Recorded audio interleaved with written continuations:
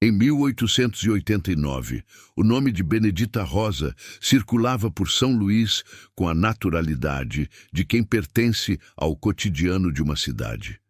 42 anos, viúva, mãe de um filho já falecido, Benedita era uma das lavadeiras mais requisitadas do centro e dos arredores da Rua Grande.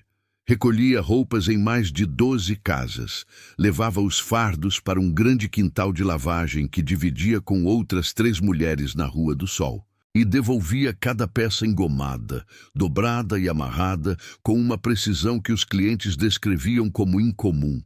Conhecia os lençóis de cada cama, as toalhas de cada mesa, as camisas de cada homem e as anáguas de cada senhora, como se lesse as marcas do tecido com os olhos de quem não precisava de etiquetas. Durante quase 20 anos, jamais houvera uma troca. Em junho daquele ano, porém, algo mudou. E a mudança começou com um lençol de linho que não deveria estar onde foi encontrado. O lençol pertencia ao comerciante Norberto Seabra, dono de um armazém de secos e molhados na Rua da Palma, homem de 48 anos, casado com Alzira Seabra e pai de 3 filhas. A peça era de linho branco, tecido importado, com as iniciais N e S bordadas em linha azul junto à bainha inferior, trabalho feito pela própria Alzira nos primeiros anos do casamento. Havia também uma pequena queimadura, do tamanho aproximado de uma moeda de 200 réis, resultado de um ferro deixado tempo demais sobre o tecido numa manhã de janeiro. A família Seabra conhecia cada detalhe daquele lençol. Por isso, quando a criada da casa o reconheceu entre as roupas que acabavam de ser entregues à residência de Efigênia Dourado, esposa do negociante Alfredo Dourado, a notícia correu mais rápido do que qualquer explicação.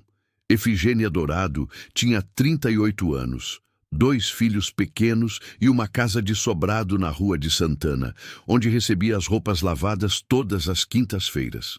Naquele dia, ao desamarrar o fardo, encontrou o lençol na parte inferior do volume, dobrado de maneira diferente das demais peças.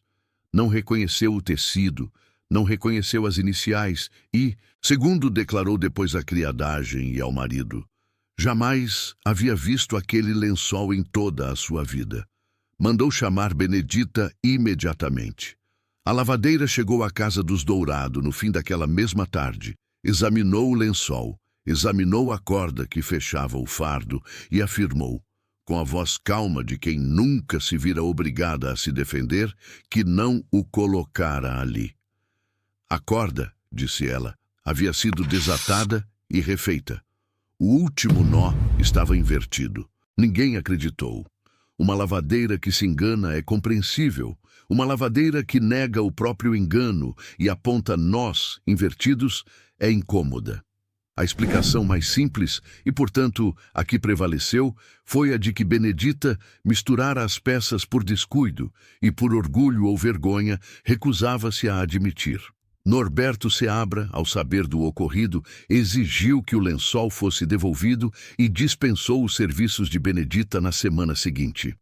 Alfredo Dourado, marido de Efigênia, não fez alarde, mas passou a observar a esposa com uma atenção que antes não existia. O lençol de um comerciante na casa de outro comerciante, entregue num fardo de roupas lavadas, era um detalhe pequeno demais para ser ignorado e grande demais para ser esquecido. Durante 3 dias, a casa dos Dourado funcionou sob um silêncio que os criados aprenderam a não romper. No 4º dia, o segundo incidente desfez a hipótese do engano isolado. Uma fronha de linho com monograma bordado em linha vermelha apareceu na casa de um homem chamado Teodoro Viana, funcionário da alfândega, casado há 19 anos com Olívia Viana e pai de 4 filhos. A fronha pertencia a Umbelina Salgado, professora primária de 51 anos, solteira, que morava sozinha numa casa modesta na Rua das Crioulas e que, segundo Teodoro Viana, era alguém que ele sequer conhecia. A peça estava dentro de um fardo de camisas e toalhas que Benedita entregara pessoalmente na tarde anterior. Mais uma vez, a corda havia sido desatada. Mais uma vez, o último nó estava invertido. A diferença era que, desta vez, Olívia Viana não se convenceu da inocência do marido. Aos 19 anos de casamento, somou-se uma suspeita que nenhuma explicação conseguia apagar. Em menos de uma semana, 2 casas estavam em silêncio, 2 casamentos haviam sido postos sob uma luz que ninguém acendera deliberadamente. E Benedita Rosa tornara-se o nome que todos pronunciavam com uma mistura de desconfiança e temor. As outras lavadeiras do quintal da Rua do Sol começaram a receber perguntas de clientes que queriam saber se Benedita já havia trocado peças antes, se tinha inimigos, se bebia, se frequentava locais suspeitos. Nada de irregular foi encontrado em seu passado, mas a ausência de provas contra ela não foi suficiente para conter o que viria a seguir. Antes que junho terminasse, 4 objetos haviam surgido em residências erradas, sempre comprometendo a reputação de alguém. O terceiro caso envolveu um lenço de cambraia, com as iniciais de uma senhora casada, encontrado na casa de um tabelião viúvo. O quarto, uma camisola de dormir que uma jovem de 19 anos, filha de um funcionário da Câmara Municipal, jurou jamais ter vestido, encontrada entre os pertences de um professor de música que dava aulas a 2 de suas primas. Em todos os casos, as cordas dos fardos haviam sido desatadas e refeitas. Em todos os casos, o último nó estava invertido. E em todos os casos, as famílias atingidas optaram pelo silêncio. Como se nomear o problema fosse pior do que suportá-lo. São Luís, em 1889, era uma cidade de aproximadamente 30 mil habitantes, capital da província do Maranhão, com um porto movimentado, ruas estreitas, casarões de azulejos e uma hierarquia social que todos conheciam, mas ninguém documentava. As famílias de comerciantes, funcionários públicos e profissionais liberais formavam uma rede de relações, onde a reputação valia mais que o dinheiro, porque o dinheiro dependia da reputação. Um contrato comercial podia ser desfeito por um rumor. Um casamento arranjado podia ser cancelado por uma suspeita. Uma carreira pública podia terminar por uma insinuação. Nesse ambiente, 4 peças de roupa trocadas eram 4 armas carregadas apontadas para 4 famílias diferentes, e Benedita Rosa estava no centro de todas elas. Ela tinha 42 anos, pele queimada pelo sol do quintal de lavagem, mãos ásperas de sabão e anil, e uma memória que os clientes respeitavam mesmo quando não compreendiam. Guardava na cabeça a lista de cada peça de cada casa, os dias de coleta, os horários de entrega e as preferências de cada senhora quanto à quantidade de goma nas golas e punhos. Não usava cadernos, não anotava pedidos. Durante quase 20 anos, esse sistema funcionara sem falhas. Agora, em questão de semanas, tornara-se a explicação mais conveniente para tudo o que ninguém queria explicar. Alguns começaram a dizer que Benedita estava usando aquilo que sabia para provocar intrigas. Afinal, ela conhecia os hábitos de seus clientes melhor que qualquer outra pessoa na cidade. Sabia quais famílias dormiam separadas, quais casais não se falavam, quem recebia visitas fora de hora e quais roupas pertenciam a cada quarto. Entrava nas casas, conversava com as criadas, observava os móveis, ouvia fragmentos de conversas enquanto recolhia os fardos. Com 20 anos de serviço, acumulara um conhecimento íntimo de mais de uma dúzia de residências. E esse conhecimento, nas mãos de alguém mal intencionado, poderia ser usado para destruir qualquer uma delas. Outros insinuavam que ela recebia dinheiro para colocar determinadas peças nos lugares certos. Quem pagava? Para quê? As teorias variavam. Rivalidade comercial entre Norberto Seabra e Alfredo Dourado, vingança de algum cliente insatisfeito, disputa entre famílias por heranças ou terrenos, Benedita ouvia esses rumores nas ruas, nas feiras, nas conversas entre as outras lavadeiras do quintal e não respondia. Continuava seu trabalho, recolhia as roupas, lavava, secava, engomava, dobrava, amarrava e entregava. Mas algo dentro dela já havia mudado. Ela sabia que as trocas eram deliberadas e sabia que a resposta estava nas cordas. Havia anos, Benedita desenvolvera um sistema próprio de nós para identificar cada fardo. Como muitos clientes não sabiam distinguir seus lençóis dos de outras casas, especialmente as peças brancas de uso comum, os nós eram sua garantia contra enganos. Cada casa correspondia a uma combinação específica. A posição do primeiro nó indicava a rua, a do segundo indicava a família, a do terceiro indicava o tipo de peça predominante no volume, e a do quarto funcionava como uma verificação final. Benedita amarrava as cordas sempre no mesmo sentido, da esquerda para a direita. E o último nó era invariavelmente um nó de laçada simples, puxado para a direita. As outras lavadeiras do quintal conheciam a existência do sistema, mas não os detalhes. Para elas, os nós de Benedita eram apenas uma excentricidade de quem gostava de ordem. Nos 4 casos de troca, Benedita examinou as cordas com atenção redobrada. Os 3 primeiros nós estavam corretos, reproduzindo fielmente as combinações que ela usava para cada casa. O 4º nó, porém, estava invertido.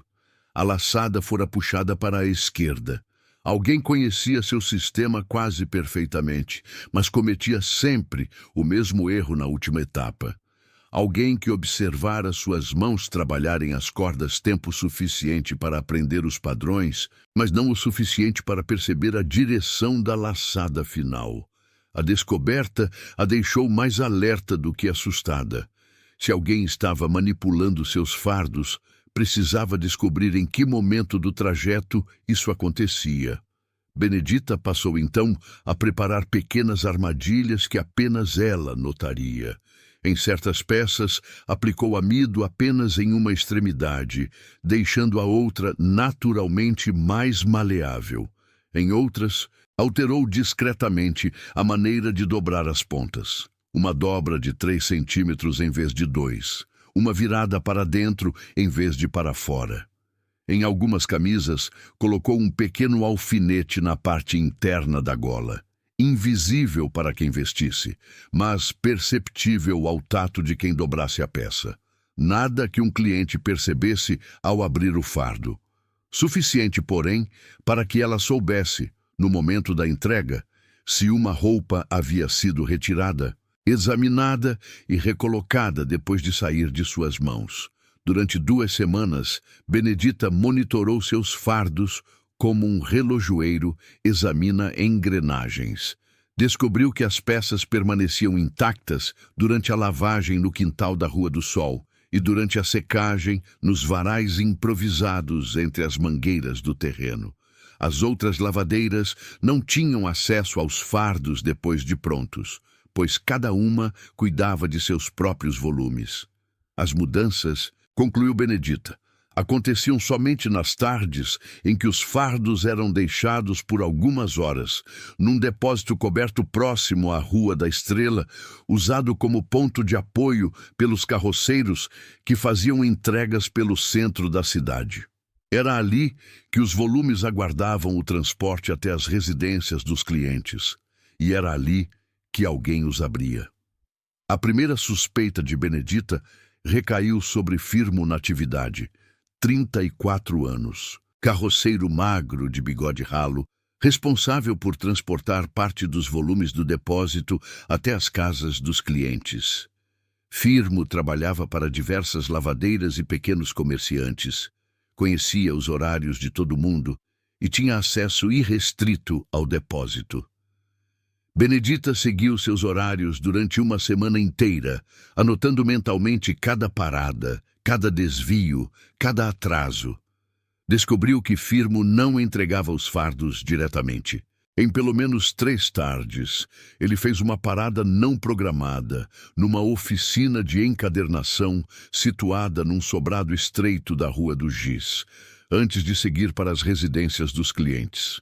Saía de lá com os mesmos volumes, mas Benedita notou que as cordas estavam ligeiramente diferentes, apertadas demais, como se alguém as refizesse com pressa. A oficina pertencia a Silvério Malta, 45 anos, encadernador de profissão, homem de óculos pequenos e modos reservados, conhecido na cidade por sua reputação impecável. Trabalhava principalmente para comerciantes, clubes recreativos e sociedades particulares, encadernando livros de atas, registros contábeis e documentos administrativos. Sua clientela incluía nomes respeitáveis do comércio local, e ninguém jamais ouvira falar mal de seu trabalho ou de seu caráter. O que Firmo fazia com fardos de roupa suja numa oficina de encadernação era uma pergunta que Benedita decidiu investigar sem fazer alarde. Confrontado por uma das outras lavadeiras do quintal, uma mulher chamada Genoveva, que Benedita enviou para conversar com ele sem revelar o verdadeiro motivo. Firmo admitiu que recebia pequenas quantias, cerca de 500 réis por entrega, para deixar certos pacotes durante alguns minutos na oficina de Silvério. Afirmava acreditar que o encadernador verificava apenas encomendas de papel e tecido escondidas entre as roupas para evitar o pagamento de impostos na alfândega. Era uma explicação plausível numa cidade onde o contrabando de pequenas mercadorias fazia parte da rotina de muitos comerciantes, e Firmo dizia não ver mal nenhum nisso. Ele apenas estacionava a carroça, entregava os volumes, esperava do lado de fora e seguia seu caminho quando os recebia de volta. Não sabia o que acontecia lá dentro. Benedita, porém, não acreditava na história do contrabando. Se Silvério Malta quisesse apenas verificar encomendas escondidas, não precisaria desatar e refazer os nós com tanto cuidado.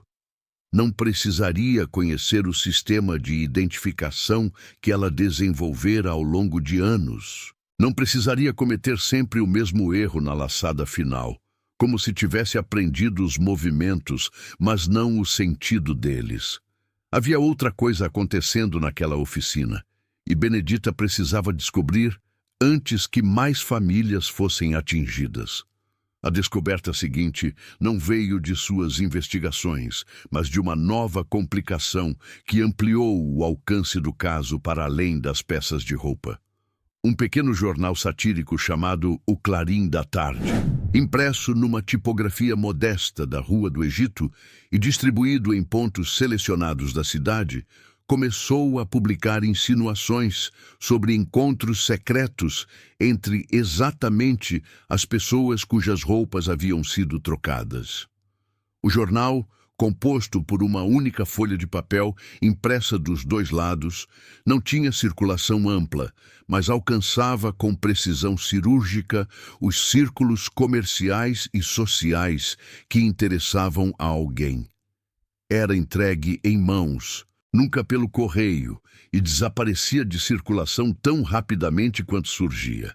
Nenhuma acusação era direta. Os textos mencionavam apenas iniciais, ruas e objetos domésticos que apenas os envolvidos reconheceriam.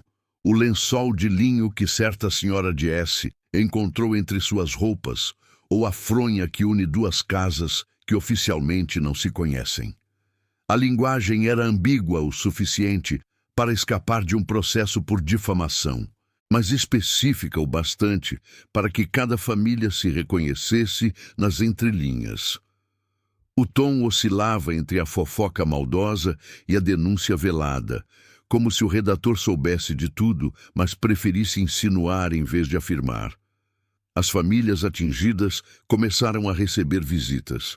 Um homem de meia idade, bem vestido, modos educados, rosto que ninguém conseguia descrever com precisão depois que ele ia embora, aparecia nas casas das vítimas, oferecendo uma solução silenciosa. por uma quantia mensal modesta, garantia que as insinuações cessariam. Não ameaçava diretamente.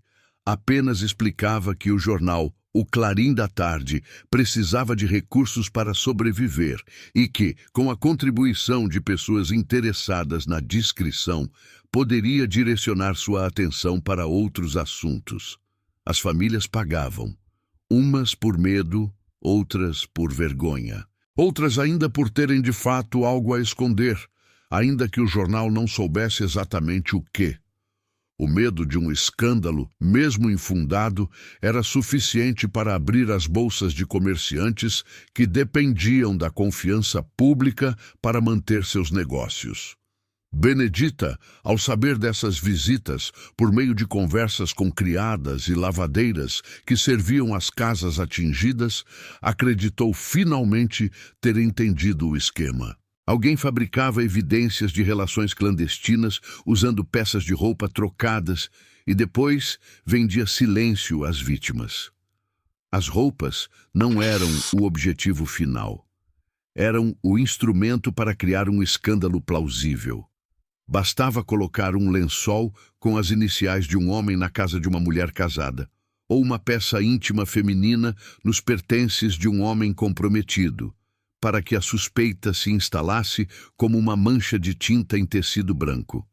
Depois, o jornal fazia o resto, e as famílias, sem saber que estavam sendo manipuladas, pagavam para que a história não se espalhasse. Mas uma descoberta feita por Efigênia Dourado, a primeira vítima do esquema, mudou novamente o sentido do caso e revelou camadas que nem Benedita havia imaginado. Efigênia, mulher de 38 anos que muitos descreviam como mais observadora do que falante, passara semanas remoendo o incidente do lençol. Não se conformava com a ideia de que o marido, Alfredo Dourado, pudesse desconfiar dela por causa de uma peça de roupa que jamais vira. Certa noite, enquanto o marido dormia, revirou a escrivaninha dele e encontrou, entre documentos comerciais e recibos de transações de tecidos e miudezas, um comprovante de pagamento datado de 12 de junho, 3 dias antes do primeiro texto do Clarim da Tarde ser publicado. O pagamento era endereçado a um homem chamado Cosme Valadão. A descoberta desmontou a versão que Alfredo Dourado sustentara desde o início. Ele havia dito à esposa que os rumores eram infundados e que o lençol era um simples engano de lavadeira. Agora, Efigênia descobria que o marido pagara para interromper os rumores antes mesmo de o primeiro texto ser publicado. Como Alfredo sabia que os rumores existiriam se o jornal ainda não os publicara? A resposta era óbvia e insuportável. Ele sabia porque fazia parte do mecanismo. Cosme Valadão, 49 anos, era um intermediário conhecido nos círculos comerciais de São Luís por resolver discretamente disputas entre negociantes. Não era advogado, não era despachante, não tinha cargo público nem profissão declarada.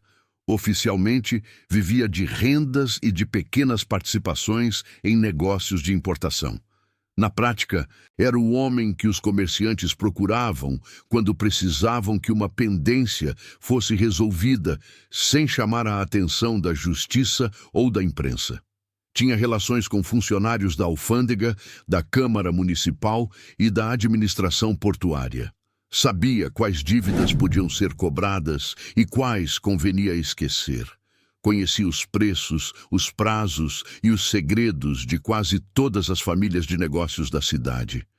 Efigênia confrontou o marido 2 dias depois, numa discussão que os criados ouviram através das paredes do sobrado, mas fingiram não escutar. Alfredo Dourado confessou que recebera uma visita, poucos dias antes do incidente do lençol, de um homem que o alertara sobre a possibilidade de escândalos envolvendo seu nome e de outras pessoas com quem fazia negócios. O homem sugerira que, mediante um pagamento adiantado a Cosme Valadão, qualquer ameaça à sua reputação seria neutralizada. Alfredo pagara. O lençol apareceu de qualquer forma e ele pagou novamente. Agora, ao ser confrontado pela esposa, percebia que fora manipulado 2 vezes. Primeiro para pagar pela prevenção, depois para pagar pela solução. O problema fora criado e resolvido pela mesma pessoa, e ele caíra nas 2 armadilhas. Benedita soube dessa conversa por intermédio de uma criada dos Dourado, que frequentava a mesma feira que ela. A informação mudou a natureza de sua investigação. Já não se tratava apenas de descobrir quem trocava as roupas, mas de entender para quem as trocas serviam e por quê. O nome de Cosme Valadão surgira como a peça central de uma engrenagem que Benedita ainda não compreendia totalmente, mas cuja lógica já se desenhava em sua mente. Ela decidiu ampliar suas investigações. Conversou discretamente com as outras famílias atingidas. Os Seabra, os Viana, a professora Umbelina Salgado, o tabelião viúvo e a família da jovem de 19 anos. Descobriu um padrão que ia além dos escândalos amorosos. Um comerciante que recebera uma peça de roupa comprometedora em sua casa desistira, 2 semanas depois, de disputar um contrato de fornecimento para a administração provincial. Outro retirara uma cobrança judicial contra um sócio devedor. Umbelina Salgado, a professora cuja fronha aparecera na casa de Teodoro Viana, estava nos meses anteriores envolvida numa denúncia administrativa contra irregularidades na distribuição de material escolar. E abandonara o caso depois que começaram a circular insinuações sobre sua vida privada. O tabelião viúvo, que encontrara o lenço de cambraia com iniciais femininas entre seus pertences, desistira de lavrar uma escritura que contrariava os interesses de um grupo de comerciantes ligados ao porto. As roupas não eram o objetivo final. Eram instrumentos baratos para criar um escândalo plausível quando alguém precisava ser pressionado a desistir de algo. Cada peça trocada correspondia a uma pressão que dera resultado, e por trás de cada pressão estava o nome de Cosme Valadão.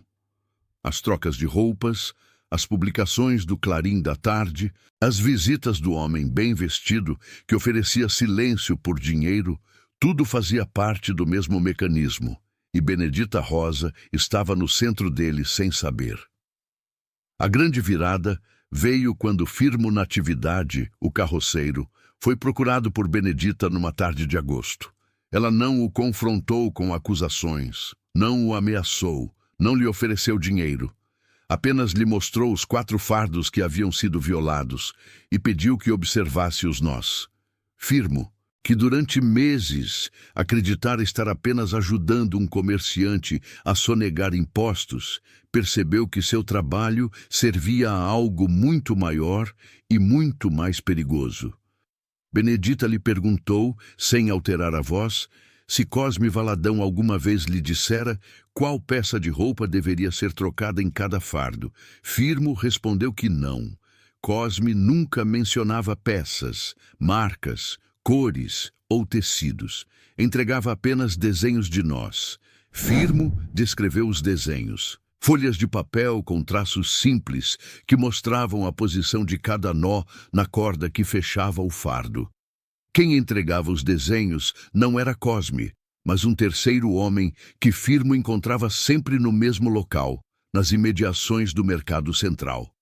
Os desenhos permitiam que qualquer pessoa soubesse qual fardo abrir, sem precisar conhecer as famílias, as peças ou os clientes. Bastava comparar o desenho com a corda, desatar os nós, trocar uma peça de roupa e refazer os nós conforme o padrão indicado. O erro na laçada final, que Benedita detectara desde o primeiro incidente, era a marca de alguém que aprendera os movimentos observando, mas nunca recebera a informação crucial sobre o sentido.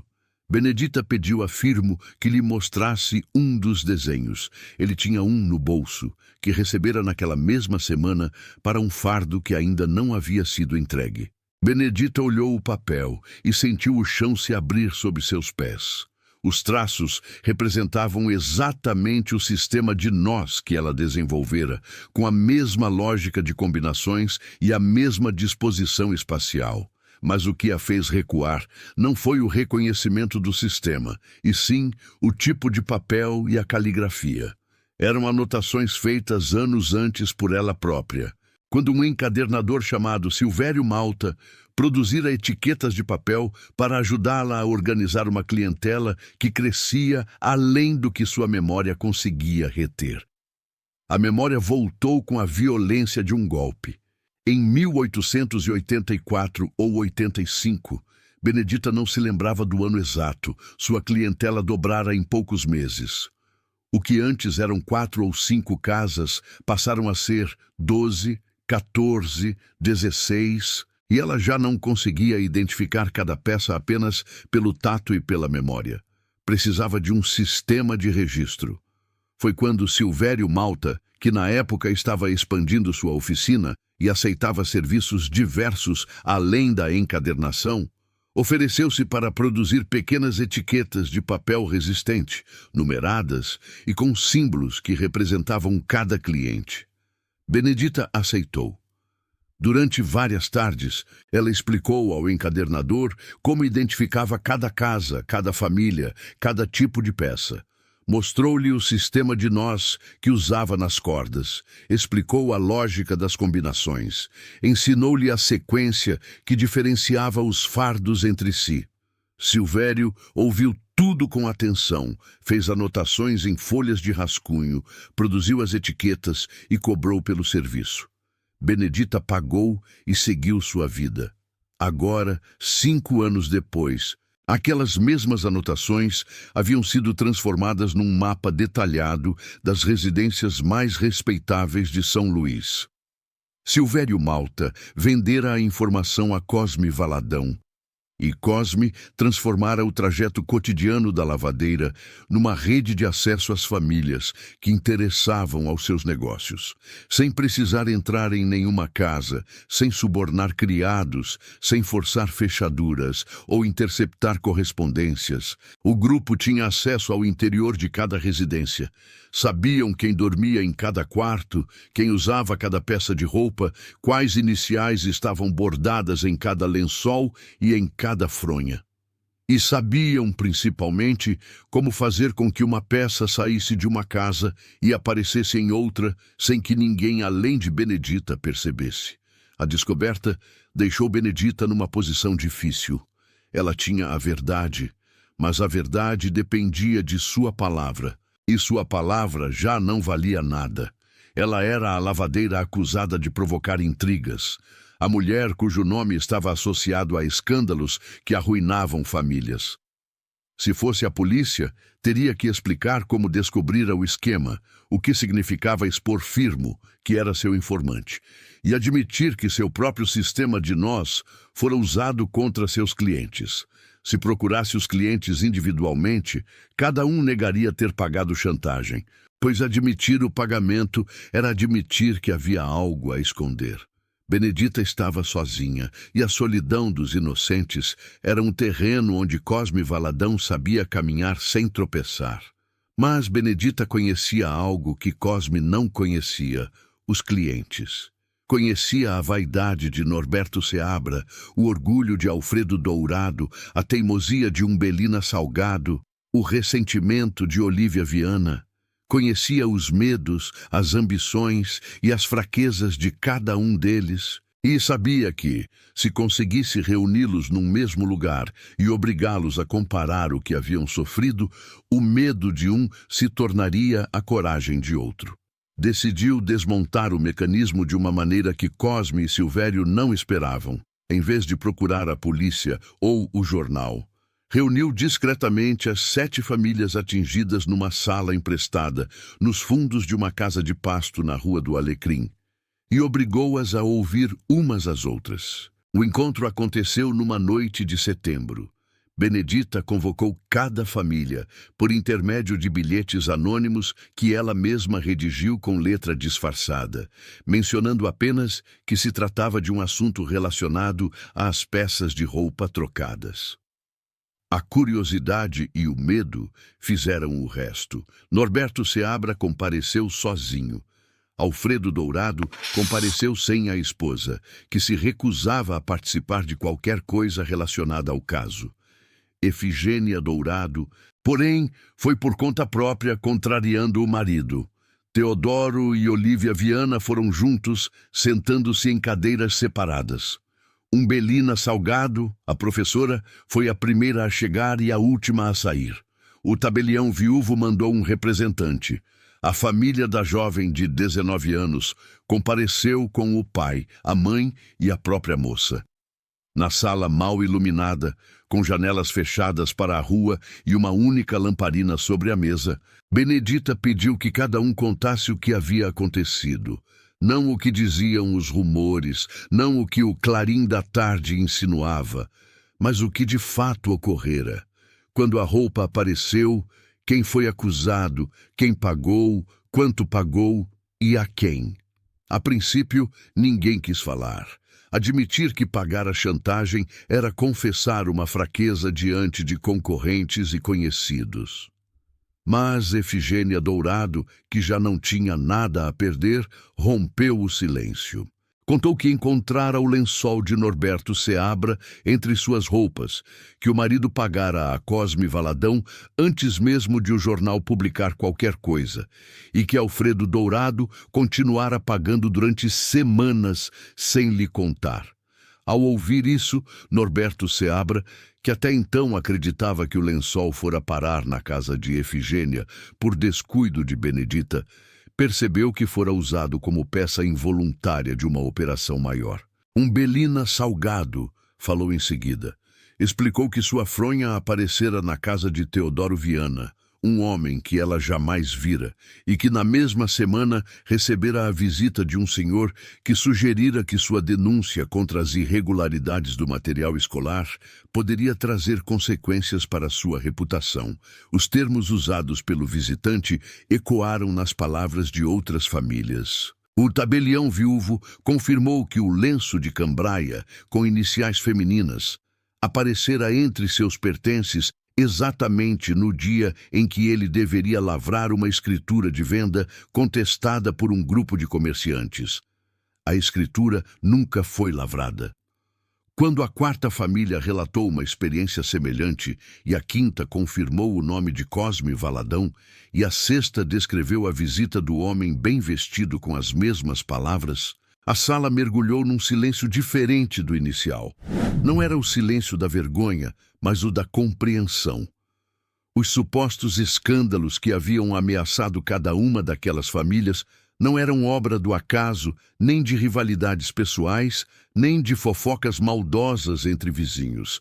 Eram produtos fabricados pelo mesmo grupo, com o mesmo método e a mesma finalidade: pressionar pessoas específicas a desistir de contratos, cobranças, denúncias e escrituras que prejudicavam os interesses de quem pagava a Cosme Valadão.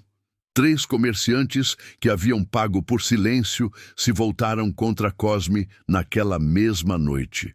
Alfredo Dourado, Norberto Seabra e o pai da jovem de 19 anos decidiram agir em conjunto. Não procurariam a polícia, pois um processo público exporia todas as famílias envolvidas e destruiria o que restava de suas reputações. Em vez disso, usariam os mesmos métodos de Cosme: pressão discreta, contatos comerciais, dívidas que podiam ser cobradas e silêncios que podiam ser rompidos. Em menos de 2 semanas, Cosme Valadão deixou São Luís, embarcando num vapor para Belém antes que qualquer acusação formal pudesse ser organizada. Nenhum processo criminal foi aberto. Admitir publicamente o esquema exigiria que várias famílias revelassem que haviam pago chantagens, cedido contratos ou acreditado em acusações construídas sobre roupas trocadas. A solução coletiva foi esquecer. Silvério Malta fechou a oficina de encadernação poucas semanas depois. Alegou problemas de saúde e mudou-se para o interior, para uma cidade pequena onde ninguém conhecia seu passado. Levou consigo suas prensas, seus tipos e suas anotações, mas deixou para trás os desenhos dos nós que aprenderia 5 anos antes com uma lavadeira que confiara nele. Firmo na atividade, continuou trabalhando como carroceiro, mas nunca mais aceitou encomendas que não fossem entregues diretamente aos destinatários. O Clarim da Tarde deixou de circular em outubro, sem aviso prévio e sem explicação, como se a tipografia que o produzia tivesse sido engolida pelo mesmo silêncio que tentara vender a tantas famílias. Benedita Rosa, porém, pagou o preço mais alto. Mesmo inocentada entre os envolvidos, continuava sendo a mulher cujo nome estava associado aos escândalos.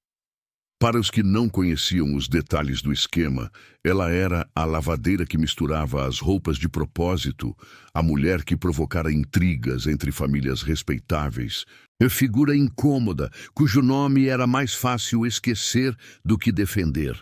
Perdeu quase toda a clientela. As famílias que haviam participado da reunião na Rua do Alecrim, embora soubessem da verdade, preferiram não se associar publicamente a Benedita.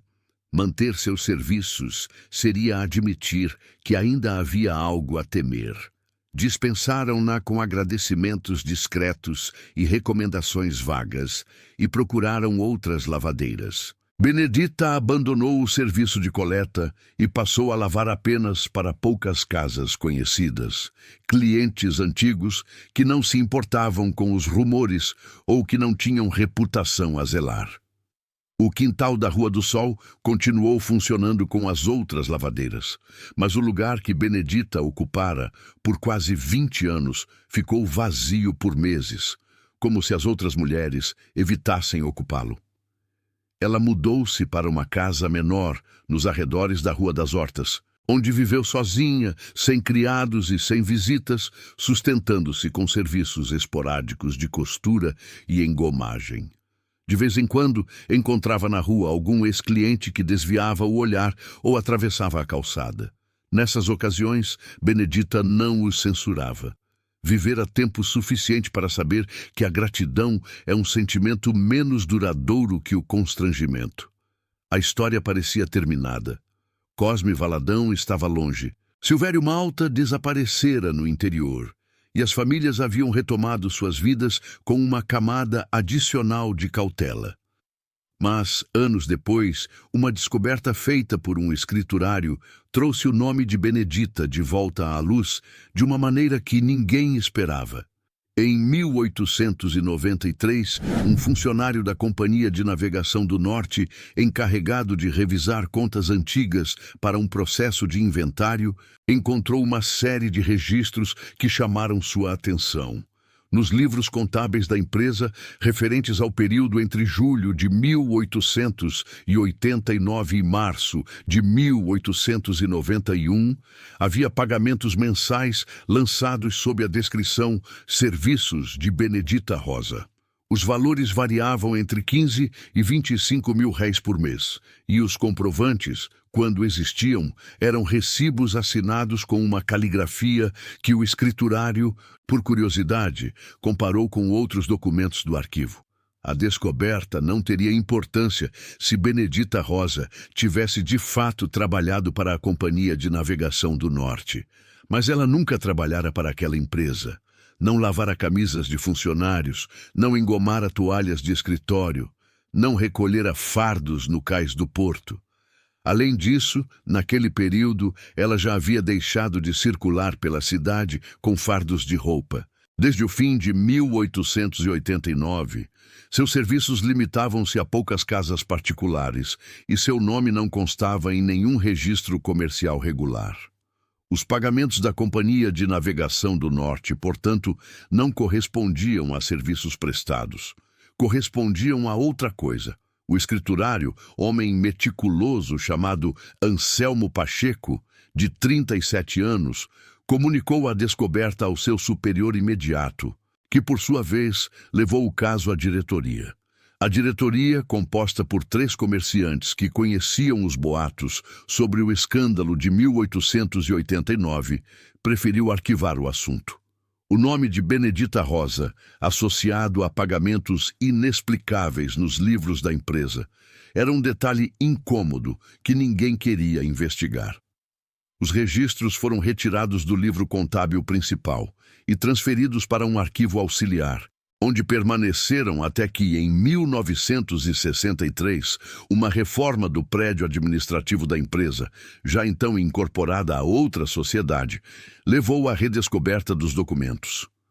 O que Anselmo Pacheco não conseguiu investigar na época, mas que as anotações sugeriam, era que o nome de Benedita Rosa continuara sendo usado durante quase 2 anos depois do desmantelamento do esquema. Alguém, dentro ou fora da Companhia de Navegação do Norte, apropriara-se de seu nome e o transformara num código contábil. Serviços de Benedita Rosa era a rubrica que encobria pagamentos cuja natureza verdadeira ninguém queria registrar.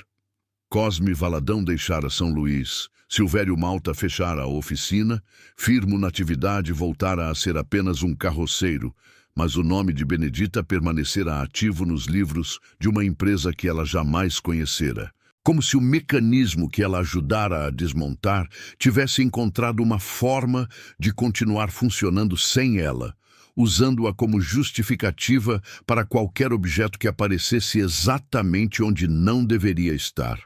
A Companhia de Navegação do Norte, fundada em 1872, era uma das principais empresas de transporte fluvial e marítimo do Maranhão, operando rotas entre São Luís, Belém e portos intermediários. Seus negócios dependiam de concessões governamentais, contratos de exclusividade e relações estreitas com funcionários da alfândega.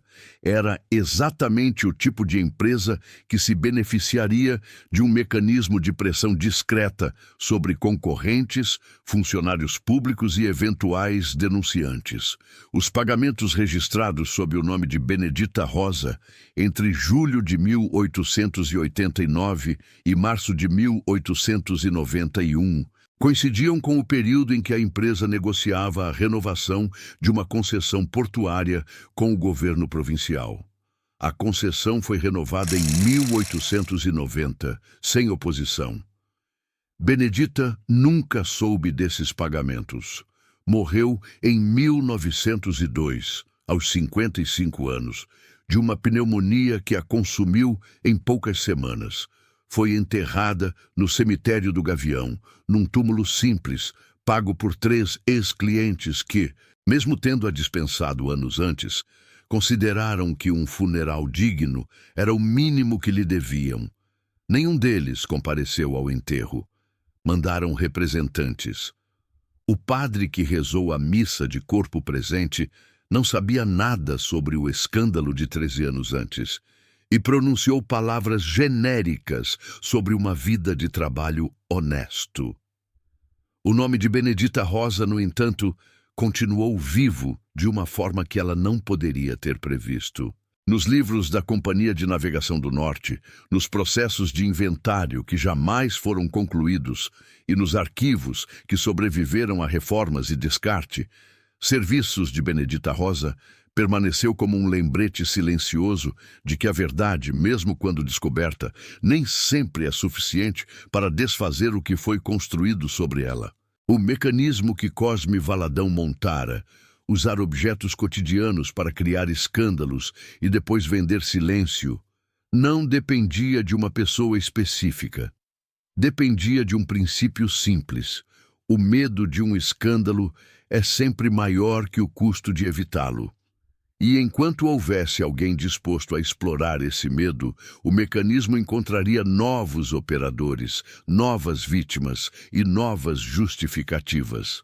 O caso de Benedita Rosa, se examinado à luz dos documentos disponíveis, revela mais pelas ausências do que pelas presenças. Não há inquérito policial formal sobre as trocas de roupas de 1889. Não há processo contra Cosme Valadão, Silvério Malta ou qualquer outro envolvido. O Clarim da Tarde não existe em nenhum acervo público ou particular. Apenas menções indiretas em cartas e diários da época atestam sua existência. Os recibos dos pagamentos feitos pelas famílias foram destruídos ou perdidos, como é natural em documentos que ninguém quer conservar. O que resta são fragmentos, anotações esparsas de Firmo Natividade, a correspondência entre Efigênia Dourado e uma prima em que ela descreve a descoberta do comprovante de pagamento do marido, o testemunho tardio de Anselmo Pacheco a um jornalista local, já nos anos 60 do século XX, e o registro contábil da Companhia de Navegação do Norte com os enigmáticos serviços de Benedita Rosa. Esses fragmentos reunidos compõem o que sabemos. Não compõem tudo o que aconteceu. Há lacunas que nenhum documento preenche. Quem era o homem bem vestido que visitava as famílias? A quem Cosme Valadão prestava contas? Quem continuou usando o nome de Benedita Rosa depois que ela se retirou da vida pública? As respostas, se existiram um dia, perderam-se nos mesmos silêncios que as famílias escolheram preservar. A casa onde Benedita viveu seus últimos anos, na Rua das Hortas, foi demolida em 1928 para dar lugar a um prédio de 2 andares que abrigou, sucessivamente, uma pensão, um armazém e um consultório médico. O quintal de lavagem da Rua do Sol desapareceu ainda antes, transformado em terreno baldio e depois ocupado por moradias operárias. A oficina de Silvério Malta, na Rua do Giz, manteve-se de pé até meados dos anos 40, quando um incêndio de origem desconhecida destruiu o sobrado e tudo o que havia dentro. O depósito coberto próximo à Rua da Estrela, onde os fardos eram violados, foi substituído por uma cocheira que funcionou até os anos 50 e depois deu lugar a uma garagem de automóveis. O cemitério do Gavião, onde Benedita foi enterrada, sofreu com o abandono e a ação do tempo. Em 1964, uma equipe de limpeza contratada pela prefeitura removeu diversas lápides antigas, cujas famílias já não existiam ou não podiam ser localizadas. A sepultura de Benedita Rosa estava entre elas. Seu nome foi apagado do mármore, mas permaneceu nos papéis que ninguém soube explicar. Anselmo Pacheco, o escriturário que encontrara os pagamentos suspeitos, guardou cópias dos registros contábeis entre seus pertences pessoais. Anos depois, já aposentado, concedeu uma entrevista a um pesquisador interessado em histórias do comércio maranhense no século XIX. Descreveu os documentos com precisão, mencionou datas, valores e a rubrica que tanto o intrigara, mas recusou-se a entregar as cópias.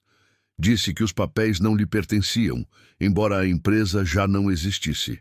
Morreu em 1969 e suas cópias nunca foram encontradas entre os bens que deixou. A história de Benedita Rosa, como tantas outras do mesmo período, existe hoje na fronteira entre o documentado e o imaginado. Os registros contábeis são reais. Os nomes mencionados são de pessoas que de fato viveram em São Luís no final do século XIX.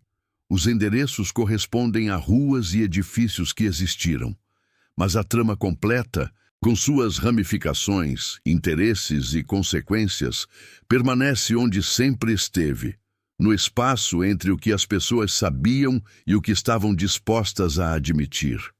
O que se pode afirmar com certeza, a partir dos fragmentos remanescentes, é que em junho de 1889, uma lavadeira chamada Benedita Rosa foi acusada de trocar deliberadamente peças de roupa entre famílias respeitáveis de São Luís, que essas trocas serviram para criar escândalos usados como instrumento de pressão sobre comerciantes, funcionários públicos e cidadãos comuns, que o esquema foi desmontado quando as vítimas foram reunidas e confrontaram suas experiências, e que, apesar disso, o nome de Benedita continuou sendo usado em registros oficiais para encobrir pagamentos que ninguém queria explicar.